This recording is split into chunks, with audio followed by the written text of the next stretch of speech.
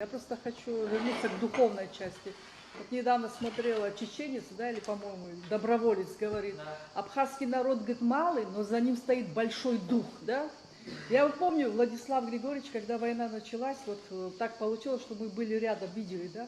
То есть весь мир был против нас. Никто не сомневался, что мы победим. Никто не боялся, никакого уныния не было. По крайней мере, тех, кого я видела.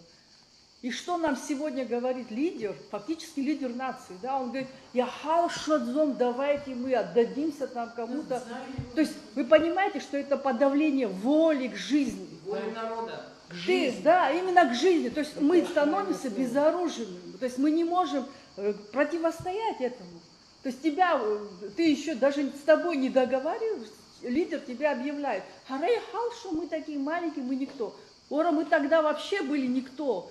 Против нас. Огромная Россия была, Ельцин был против нас, весь Запад был против нас. И что? Один человек не сомневался, что мы победим. Как, дело не в... Да, дух.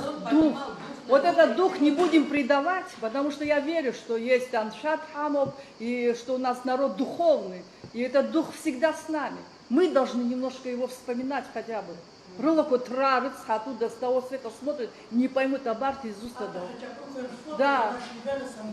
В общем, извините, эмоционально, но я хотела просто, вот Марина об этом уже сказала, мне было очень приятно, что ты это вспомнила.